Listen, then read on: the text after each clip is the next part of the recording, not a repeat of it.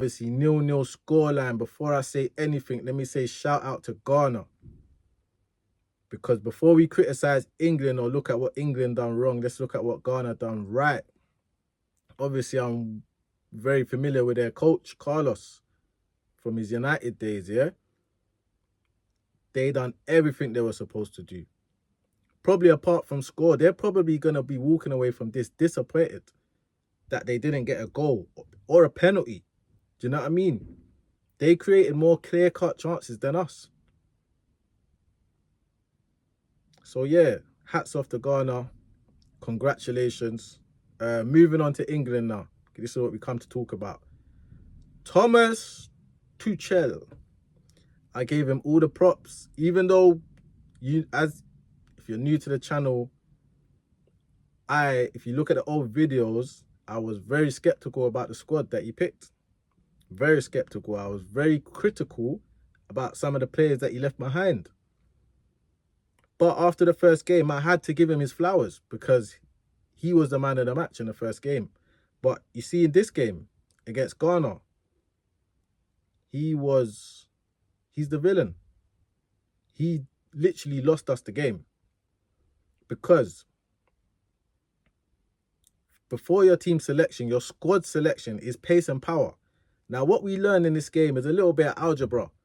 So we learn pace and power, I call it P&P. We learn P&P, yeah, times P&P, because that's what Ghana had, pace and power as well. So P&P times P&P equals what? 0 XG. P&P times P&P equals 0 XG. It's exactly what happened. You've gone pace and power against Ghana, who have pace and power, who are going to play a low block. What good is a pace and power against a low block?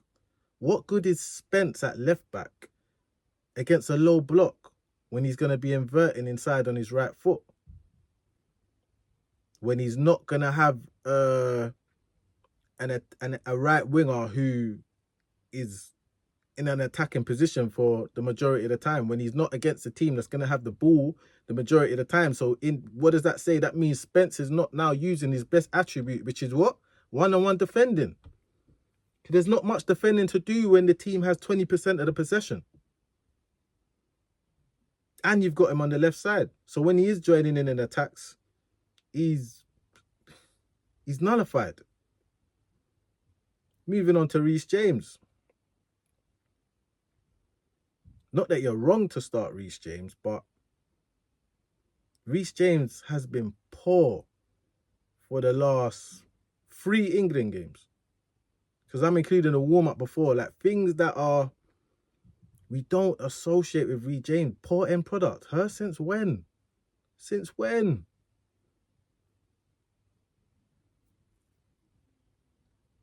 Moving on to the midfield. Pace and power. Pace and power, Declan, Jude. Anderson, brilliant at winning duels. Punches the ball forward into the attacking third. But when you're playing against a low block, more often than not, you need to skip that attacking third because there's no space there. There's no space in between the lines. So that has to get skipped. But the people that have the skill set to execute these things are not in the squad. So it comes down to Tuchel. Again, moving on to the wingers. Pace and power. Apart from Saka, it's all pace and power. And against a low block. Pace and power needs what? Space in behind to run into. There's no space because it's a low block. Pace and power needs what? One-on-one situations to use their pace and power against the fullback. But the fullback's got pace and power. So it's just cancelling each other out. The only winger that doesn't rely on pace and power is Saka, but he ain't got 90 minutes in him.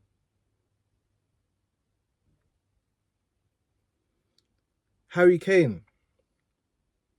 You know, he's got this thing where he drops deep and then pings the ball in behind to the wingers. But when you're playing against a low block, Harry Kane can't drop in to get the ball because what's he going to do?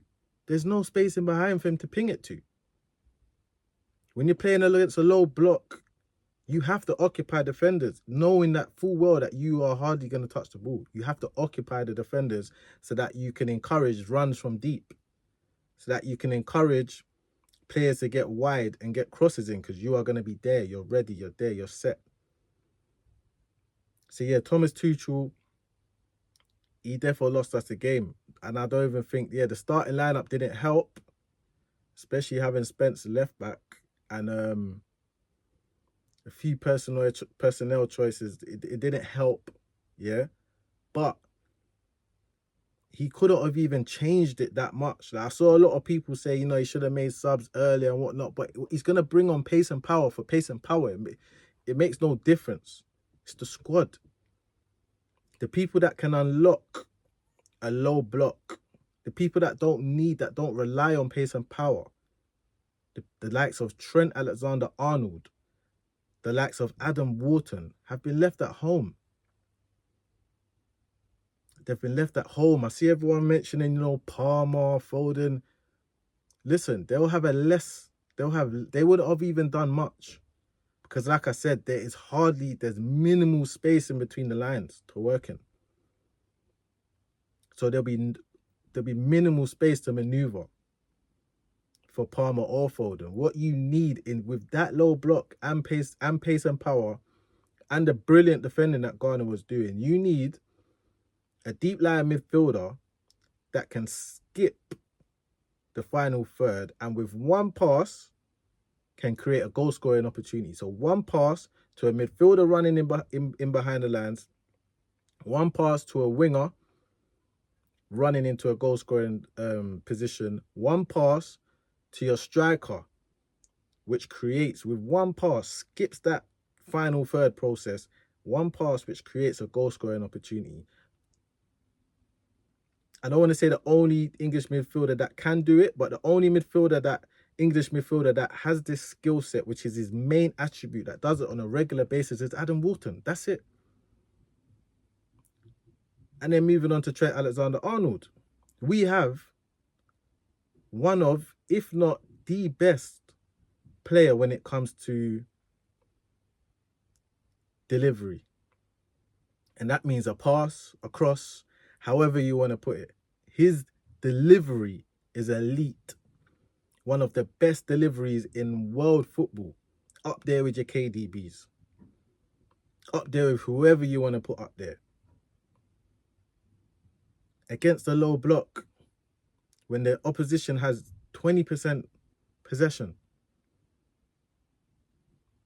why would you not have Trent in your squad for games like this? Might not even be the 90. Maybe you're even still cautious and you're saying, no, let me start first half, Reece James, yeah, cool. Second half, 60 minutes max, Trent has to be on the pitch. Has to. But he's not in the squad, a 26-man squad. There's no excuse. So, yeah, I just feel like even a Lewis Hall at left back, yeah, we've got O'Reilly, we've got Spence, you can do both sides, cool. They both invert. O'Reilly inverts naturally because he's a midfielder. Spence inverts because he's right-footed. After that, who you got? Dan Burn, Chalobah, Quansah. Come on, listen, Lewis Hall gives that different dimension. He gives a different look. Why? Because he overlaps. He goes on the outside. So that now can allow you to choose a winger who inverts. So we can now start Eze at left wing. We can start a Morgan Rogers at left wing and let them invert in order to break down a low block, in order to create overloads, triangles. Because then what happens when they invert, they're not taking up the same areas of the pitch as they're inverting fullback, because that's what was happening. Sometimes Gordon was coming inside because he was getting no joy on the outside, because he was up against pace and power. So Gordon will now invert, and what is he doing? He's sitting on the toes of Jed Spence. He's sitting on the toes of O'Reilly when he come on. But if you've got Eze or Morgan Rogers as your left winger inverting, then you've got Lewis Hall bombing on the outside, overlapping. That now creates what? Triangles, angles. different looks. Morgan Rogers, Eze, takes the fullback inside. Lewis Hall bombs on. Now they got a question. They got a question to answer. They got a decision to make. Lewis Hall goes down the outside, can whip it in naturally with his left foot. Crosses. You need crosses against a low block. Against a low block who knows how to defend one-on-one as well. You need crosses because that eliminates one-on-one defending.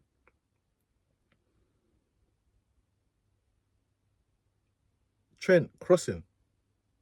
Reece James was hitting his first man every time. He's hitting the first defender every time. You give, because remember, yeah, your deep line midfielder, which should be Wharton in these situations, is going to have so much time and space on the ball. Why? Because he's against a low block. So they're defending their what? Their 18-yard box. They're defending deep. So your deep lying, there's a reason why Ezri Konsa and Mark Gay had the most touches of the ball, the most passes of the ball, because Ghana are sitting so deep, these guys have space and time on the ball. They're almost walking with it. If Wharton's picking up the ball now, come on. If Trent's picking up the ball, come on.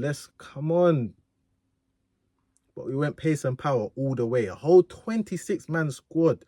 And you went, how greedy. You went pace and power all the way, 26-man. Or 20, let's call our squad a 25-man squad, because we all know Henderson is basically Tuchel's Randall. If you've seen Recess, you know about Randall. We all know what's going on there. So, yeah, that's how I saw the game. But yeah, we had one or two chances, but I'll be honest, Ghana had the better chances. So Ghana should feel hard done by to not get the win, or not even to get the penalties, which would have given them the chance to win, to be honest. Individual performances, I'll get on to next. So stay tuned for the next video. Thank you for, holding out. I know my reviews, they come a little bit after, but I promise you it's worth the wait. If you can like, subscribe, all of that stuff, hype. But apart from that, stay tuned for the next one, because I'm going to be talking about the individual performances and player ratings. Peace.